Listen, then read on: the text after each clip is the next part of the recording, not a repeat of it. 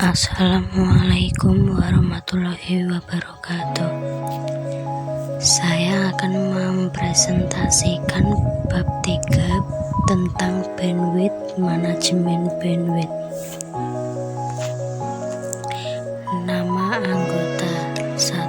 Siti Nurjanah, nomor absen 29, dan Sri Istiani, nomor absen 30, kelas 12 TKJ 3. Quality of service. Quality of service QoS adalah sebuah arsitektur end-to-end pada suatu jaringan yang memiliki kemampuan menyediakan layanan yang lebih baik lagi bagi layanan trafik dan yang melewatinya. Apa itu bandwidth? Bandwidth adalah lebar data yang disediakan dalam infrastruktur jaringan, tergantung dari teknologi media atau jenis protokol yang digunakan dalam infrastruktur jaringan untuk melewatkan data. Bandwidth dapat diidentifikasikan sebagai kemampuan maksimal dalam mentransmisikan data melalui media transmisi dalam suatu waktu tertentu. Semakin lebar kapasitas bandwidth, semakin banyak pula jenis data yang dapat dilewatkan. Berikut adalah jenis-jenis service yang tersedia pada jaringan berbasis TCP/IP. 1. Normal user data. 2. Network management. 3. Real time. 4. Streaming application. 5. Critical data application. 6. Network security management. 7. Network control traffic. 8. DOS phone service. 9. Scape layanan yang dihasilkan oleh aplikasi getting. 1. Faktor-faktor untuk mengatasi delay dan jitter. A. Delay merupakan keterlambatan atau ketundanya pengiriman paket data ke tujuan. B. Delay variation, jenis delay yang muncul dengan time atau jarak waktu yang berbeda. C. Paket loss adalah keadaan saat paket yang dikirimkan tidak sampai pada tujuan. E.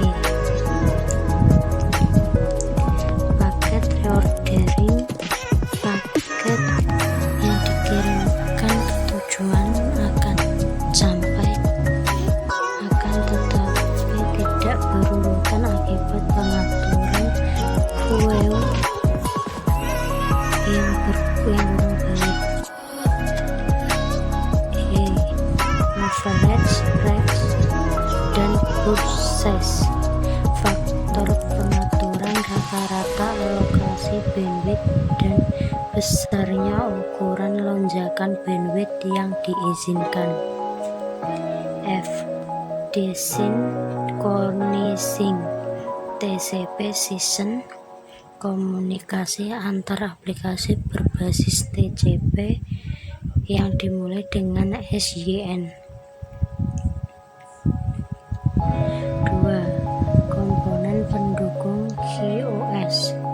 1. Queuing, router atau antrean yang akan mempengaruhi kinerja jaringan yang perlu diatur sesuai kebutuhan. 2.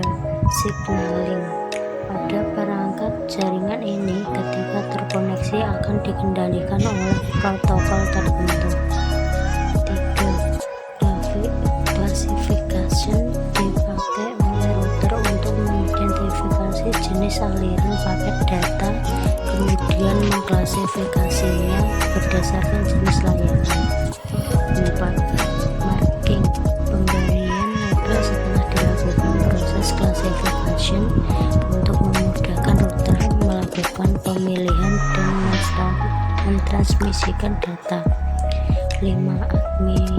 Admission control, mekanisme yang mengizinkan user untuk mengakses jaringan berdasarkan klasifikasi tertentu setelah melewati tahapan autentifikasi. 6. Commission control, berguna mengurangi lalu lintas data ketika terjadi commission. 7. Traffic shaping, berguna menghaluskan traffic data yang terjadi agar burst yang terjadi tidak mengakibatkan data terputus. 8. Integrated and differentiated service, integrated and differentiated service merupakan layanan yang terintegrasi pada QoS router. QoS policy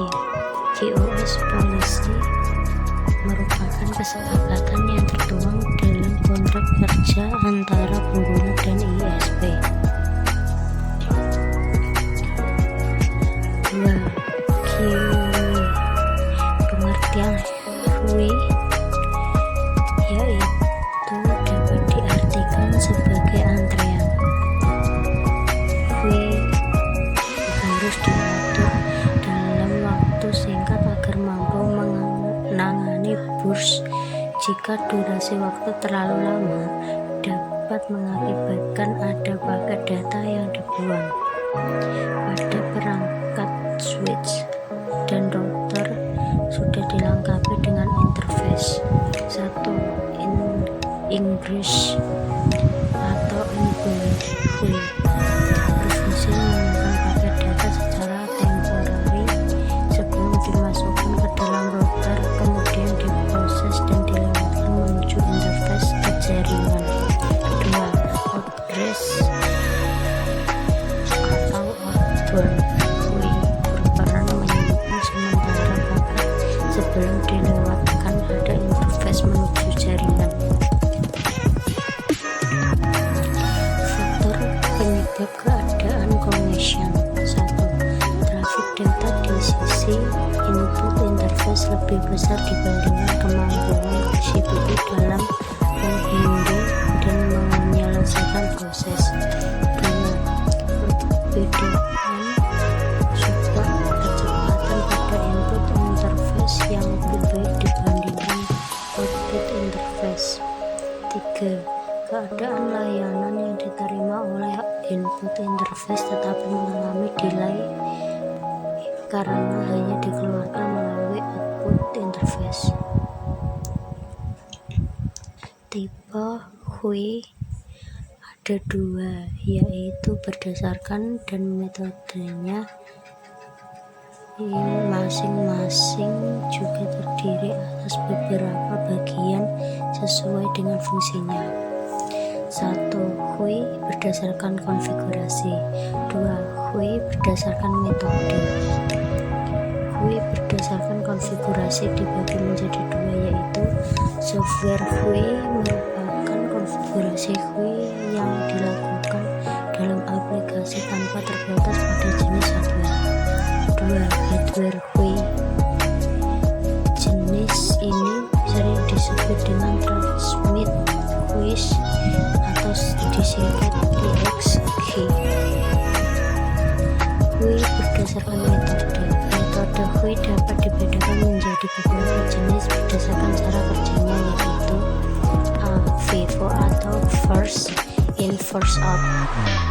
B. Priority queuing. C. CBQ atau class based queuing. D. File queuing. E. RED atau random early drop. F. SFQ atau stochastic furnace queuing. G.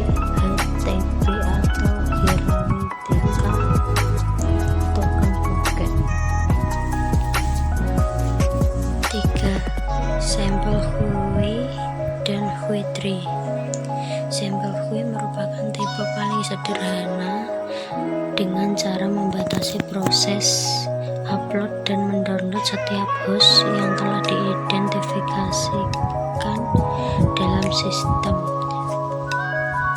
Hui 3 menyediakan fitur Hui yang lebih kompleks melalui dari tingkat prioritas classification paket sehingga berdasarkan user dan grup tertentu. Di HTB Hierarchical Token Bucket, HTB merupakan jenis Hui yang menggunakan filosofi bucket atau ember dan token koin yang disusun secara hierarki.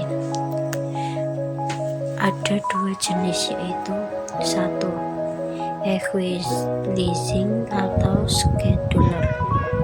Tipe ini mempunyai dua metode Hui, HTB Hierarchical Token Bucket dan PCH per connection Huiying.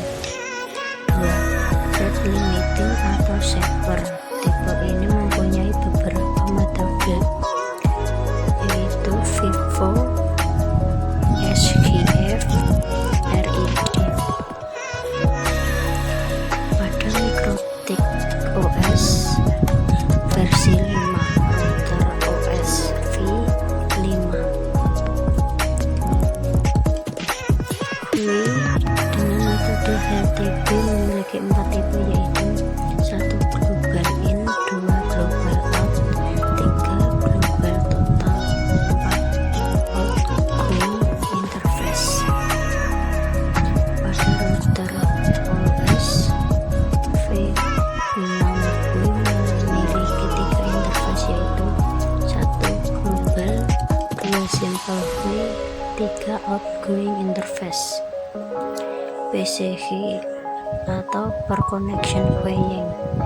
Metode PCH merupakan perbaikan dari mekanisme SFH atau Stochastic Fairness Huiying meski masih memakai teknik pembuatan substream atau sub-Hui.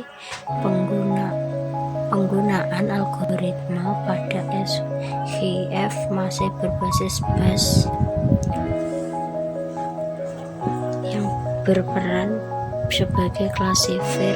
Sementara itu, pada PCH Anda bebas memilih parameter yang akan digunakan untuk menjadi klasifier. Terima kasih atas waktunya. Mohon maaf